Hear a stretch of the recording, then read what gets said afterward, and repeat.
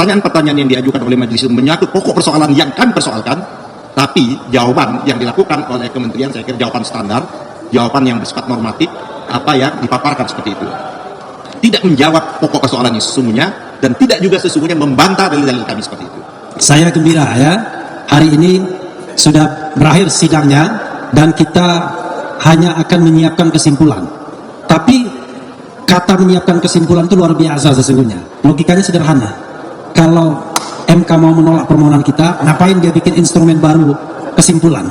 Permohonan 01 itu petitumnya adalah diskualifikasi terhadap 02, atau setidak-tidaknya diskualifikasi terhadap Gibran, dan diperintahkan pemungutan suara ulang. Ingat, pemungutan suara ulang.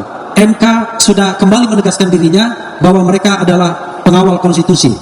Dalil kedua, tidak independennya KPU atau penyelenggara pemilu yang lainnya terbukti juga. Di kesempatan terakhir hari persidangan hari ini, ada beberapa hal yang perlu kuasa hukum Anies Muhaimin sampaikan berkenaan dengan hasil atau catatan terhadap pemeriksaan keterangan para menteri dan DKPP. Sebelum ke Bang Refli dan Bang Yani serta rekan-rekan, ada beberapa hal yang ingin kami sampaikan highlightnya. Pertama, ketika keterangan menteri itu tadi, dari panjang lebarnya keterangan menteri, ada satu hal yang menarik untuk digarisbawahi, bahwa Menteri Sosial ya menyerahkan bantuan itu tidak ada yang dalam bentuk natura, tidak ada yang dalam bentuk barang, beras, itu tidak dikeluarkan oleh Menteri Sosial. Itu kemudian satu. Yang kedua, memang pemberian bantuan itu kick off-nya bisa di mulai awal bulan Januari, di bulan Januari. Karena pertimbangan dari Mensos adalah karena kebutuhan yang mendasar dari para penerima bantuan. Nah, tapi yang menjadi catatan oleh pasangan Anies Muhaimin ini adalah adanya ketimpangan.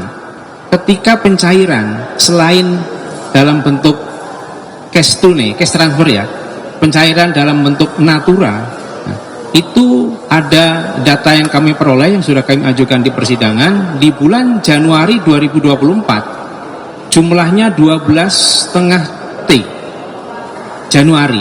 Sementara kita bandingkan di 2023 di bulan yang sama hanya 3,8 T. Kemudian mundur di 2022 3,5 T. Ada kepentingan apa yang itu hari ini tidak dijawab oleh pembantu presiden? Nah, kemudian yang ketiga, satu hal penting ketika tadi ditanya Pak Profesor Muhajir, ketika presiden turun ke daerah-daerah, justru jawabannya adalah semacam bentuk bantahan.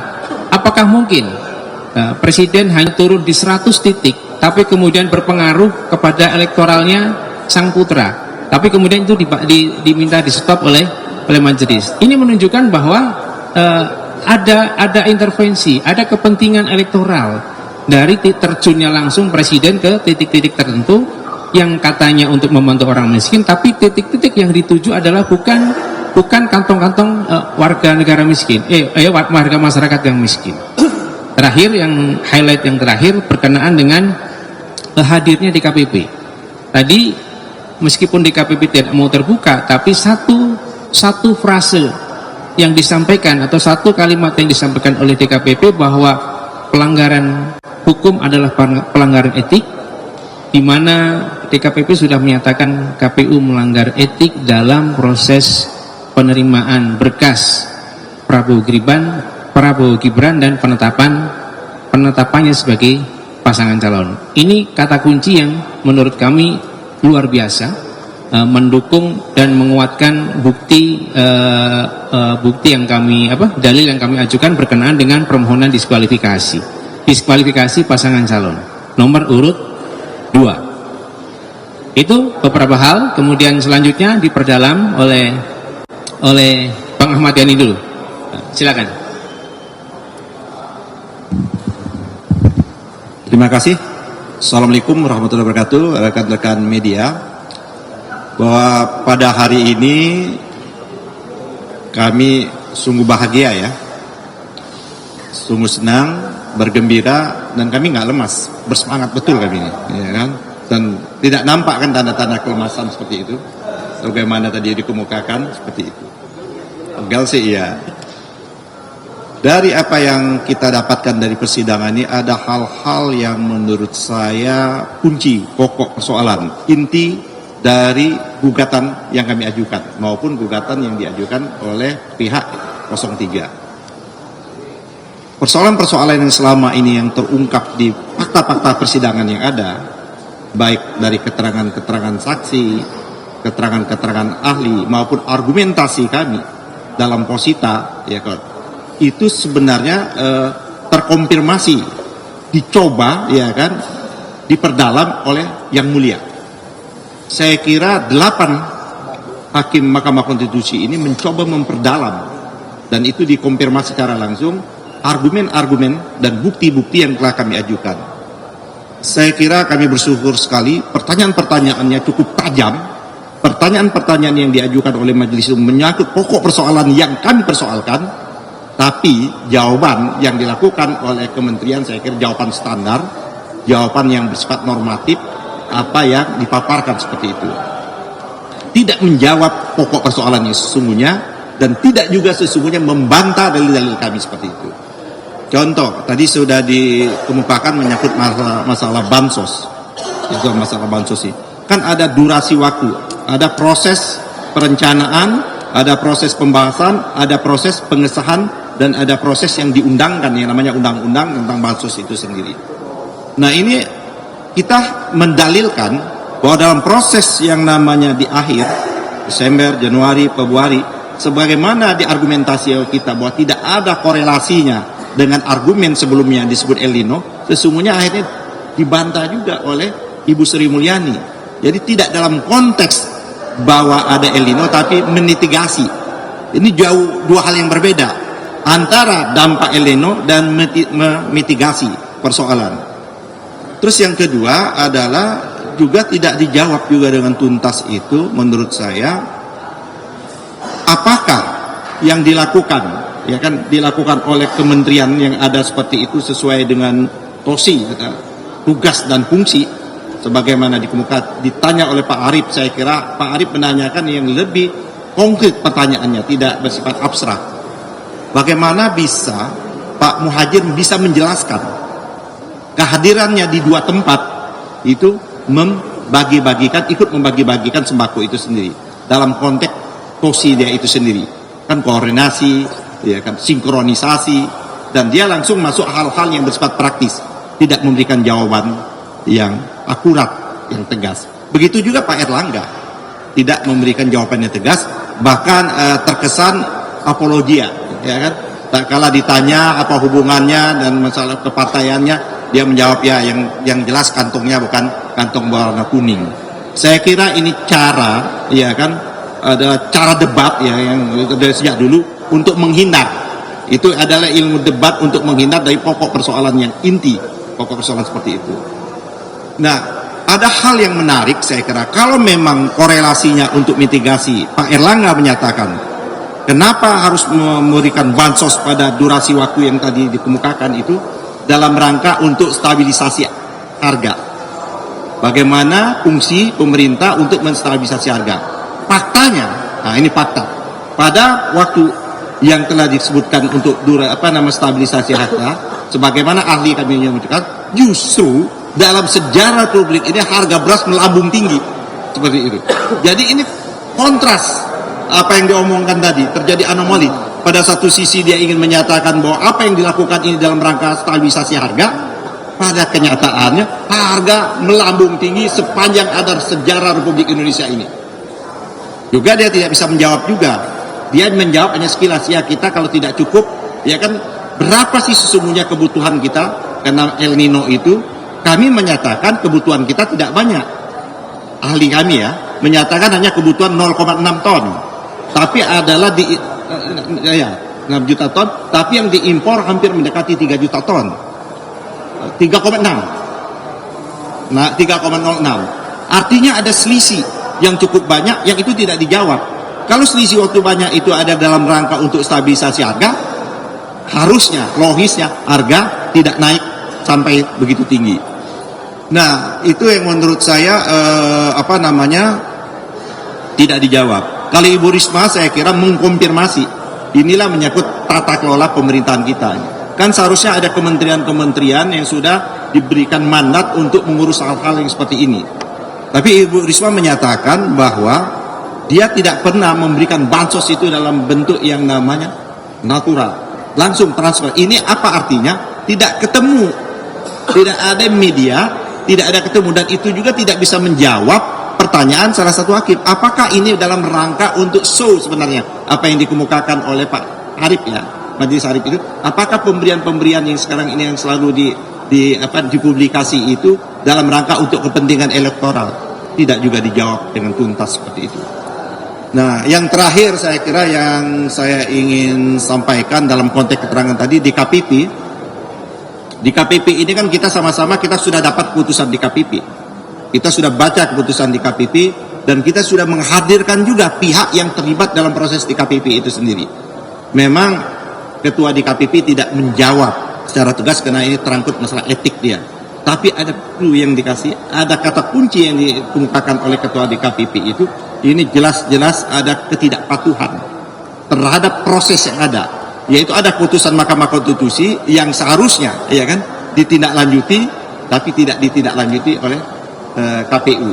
Nah, itulah yang disebut adalah tidak melaksanakan tugas dan pokok KPU itu dengan bersandarkan pada nilai-nilai dan aturan dari KPU itu sendiri.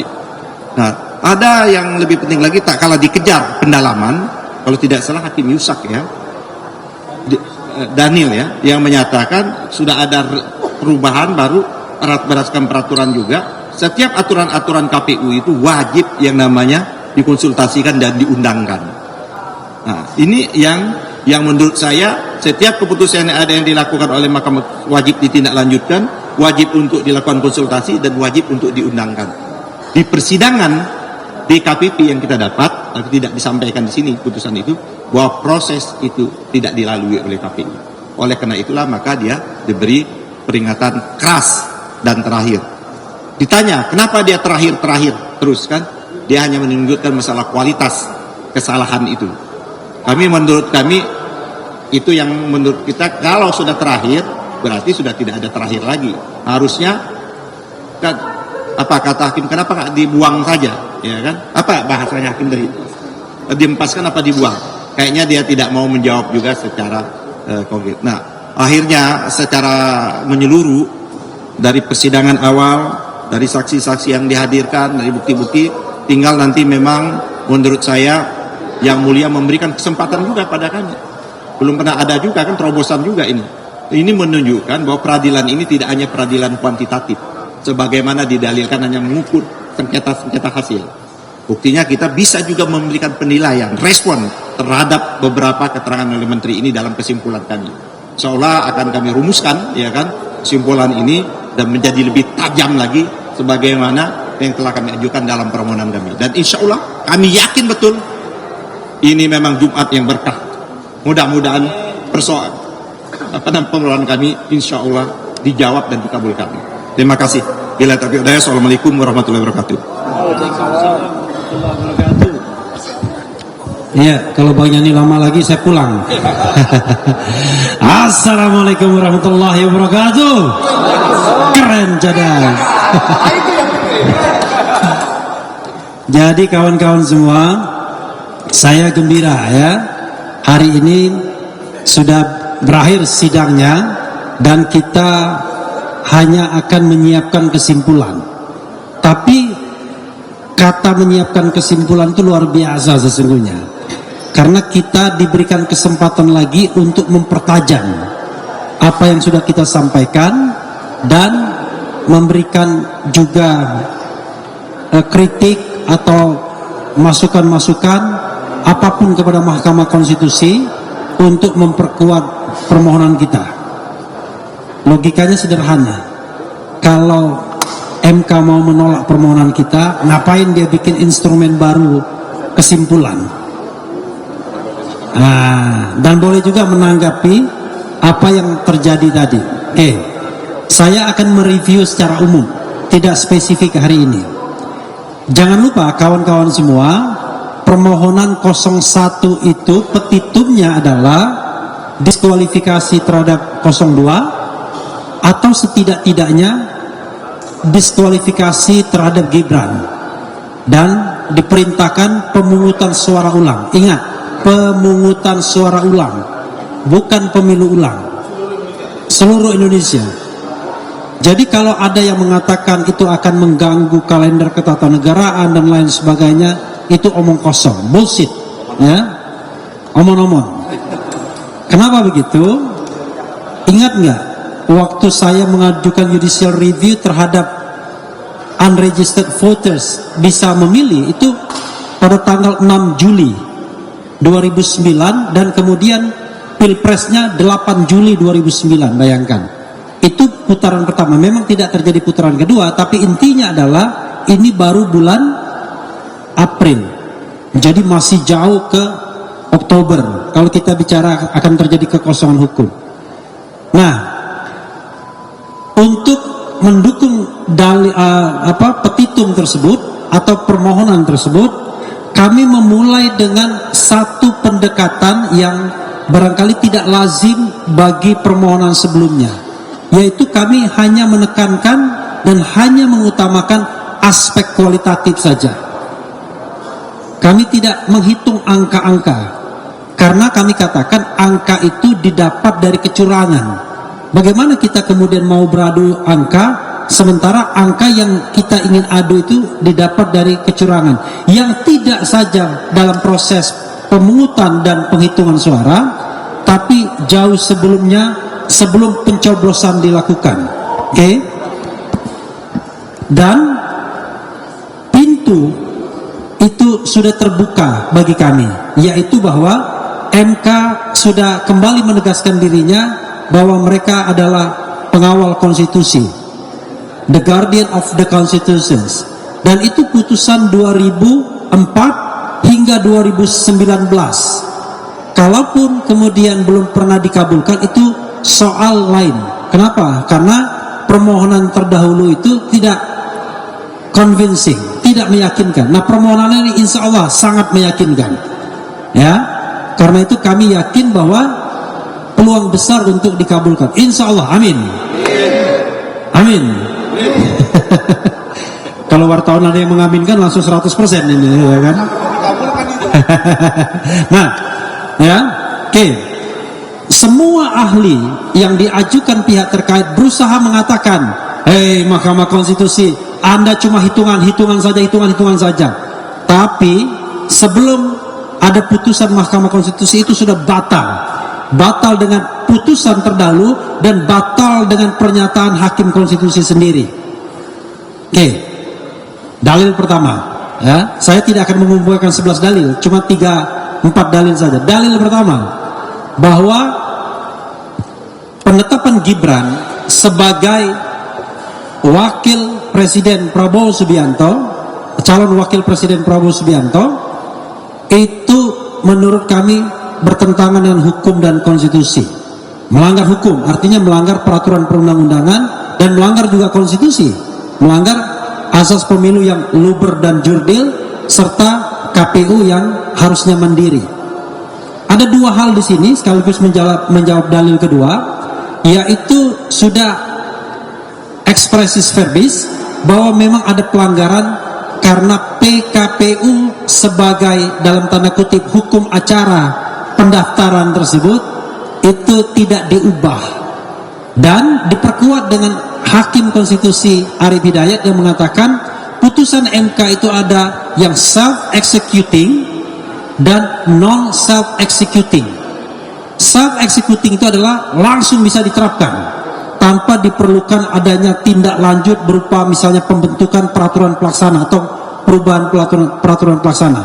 Tapi ada non-self-executing, dan kami yakin yang dimaksud Yang Mulia Arief Hidayat non-self-executing itu adalah termasuk putusan MK nomor 90 yang itu pun kontroversial, yang itu pun yang kata Yusril kontroversial, yang katanya harus diubah, ada penyelundupan hukum, tidak ada waktu bagi KPU untuk mengubah PKPU-nya karena waktu tinggal 4 hari lagi, dan bagaimana konsultasi dengan DPR karena DPR sedang reses. Itu kata Prof. Yusril, yang kemudian berbeda sebelum dia menjadi kuasa hukum 02 dan berminat menjadi wakil presiden pada waktu itu. Kita bukan anak kecil, ya kan? Semua ada kepentingannya, kan? Nah, tetapi ternyata betul apa yang dikatakan Prof. Yusril itu, tapi yang dulu, ya. Jadi memang dalil pertama terbukti, oke? Dalil kedua, tidak independennya KPU atau penyelenggara pemilu yang lainnya terbukti juga. Paling tidak dari kasus terkait dengan penetapan Gibran Rakabuming terlihat bahwa KPU memang sengaja untuk memancing agar ayo mendaftar dengan mengeluarkan surat edaran. Apakah KPU tidak paham bahwa harus mengubah peraturan KPU-nya? Paham mereka. Tetapi karena DPR-nya reses, mereka berusaha melakukan penyelundupan. Wah, itu bisa dipermasalahkan, itu pelanggaran kode etik juga itu. Jadi melakukan penyelundupan dari saksi yang menjadi lawyer di DKPP. Penyelundupannya itu apa? Penyelundupannya adalah dia mengajukan perubahan peraturan KPU itu kepada Ditjen Perundang-undangan tanpa konsultasi DPR. Fortunately ditolak oleh Ditjen Perundang-undangan. Nah, ini menunjukkan bahwa KPU tidak independen. Padahal apa urusannya? Dia kan bisa mengatakan, oke, ada putusan 90, tetapi karena tidak ada waktu untuk mengubah PKPU, maka putusan tersebut belum bisa kami laksanakan. Karena kalaupun kami laksanakan akan cacat prosedural seperti yang dikatakan Yusril Iza Mahendra, akan dipersoalkan orang, dan terbukti, ya kan? Akan dipersoalkan orang. Implikasinya ada persoalan-persoalan seperti ini, dan itu bisa inkonstitusional. Maka dalil kami yang setidaknya ada penyelenggara pemilu yang tidak independen from the beginning itu sudah terbukti juga. Bagaimana dengan Bawaslu? Sama saja. Terlihat betul bahwa Bawaslu itu tidak memproses hal-hal yang memang jelas-jelas merupakan pelanggaran. Seperti misalnya yang namanya mobilisasi aparat desa. Kemarin ada PJ Wali Kota Bekasi. Ternyata pernah juga diproses oleh Bawaslu, tapi tidak pernah dia menghukum bahwa PJ ini atau kegiatan itu menguntungkan atau dimaksudkan untuk menguntungkan paslon 02. Tidak pernah ada putusan yang begitu. Sepanjang pengetahuan saya, ada nggak? Nggak ada. Nggak ada, ya. Jadi tidak ada putusan yang mengatakan bahwa itu menguntungkan paslon 02 dengan melanggar undang-undang. Nah, ini menunjukkan bahwa ada ketidaknetralan. Bagaimana dengan DKPP? Ketidaknetralan DKPP yang juga terbukti adalah, walaupun memang tidak dipersoalkan secara masif, Anda bayangkan ada ketua KPU 5 kali melanggar, dihukum karena melakukan pelanggaran kode etik. 3 diantaranya berat, ya. 2 peringatan berat dan terakhir.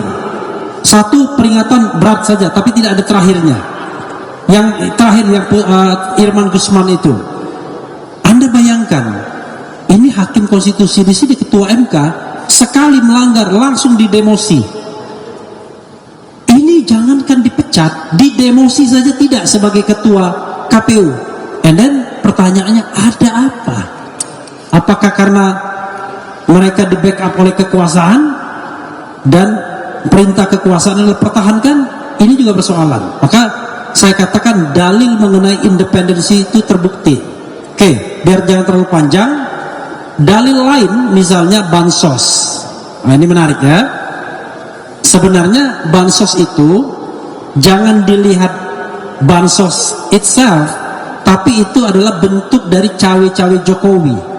Jadi bansos cawe-cawe Jokowi itu harus disatukan menjadi satu kesatuan, ya. Jadi jangan berdiri sendiri. Jadi apa yang harus kita lihat? Perencanaan jahat, perencanaan kecurangan. Itu yang harus kita lihat. Bukan berapa besar bansos yang digelontorkan, bukan apakah kemudian sudah disidangkan atau tidak, tetapi apakah ada perencanaan kejahatan pemilu untuk memenangkan paslon tertentu dalam tindakan-tindakan cawe-cawe Jokowi yang salah satu instrumennya adalah penggelontoran bansos. Kalau kita jeli melihat apa yang disampaikan oleh para menteri dan juga dari sidang kemarin, maka ada beberapa hal yang paling telak. Misalnya yang paling telak itu adalah kenapa kemudian timingnya itu betul-betul sebelum pemilu. Sederhana, kenapa kemudian realisasi bansos itu meningkat tajam dari 5 triliunan, 5,88 triliun tahun sebelumnya menjadi 12 triliun lebih pada bulan Januari. Kan tidak masuk akal. Kalau kita bicara rapel 3 bulanan, maka jatuhnya pada bulan Maret. Kalau rapel 3 bulanan, kenapa jatuhnya pada bulan Februari? Kalau kita pakai pikiran, itu sudah menunjukkan bahwa ada perencanaan kejahatan. Nah, mudah-mudahan hakim MK bisa menangkap ini semua. Jadi kawan-kawan semua, kami menganggap bahwa apa yang kami dalilkan tersebut terbukti semuanya.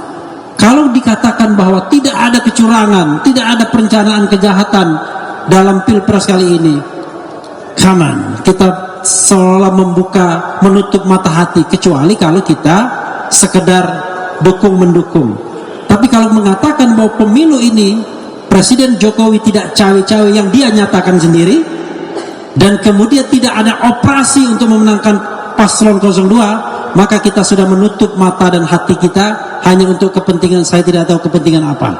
Karena itu kami tidak ingin bahwa kecurangan dimenangkan, dan kami tetap tidak ingin bahwa pemimpin dipilih secara curang. Wassalamualaikum warahmatullahi wabarakatuh.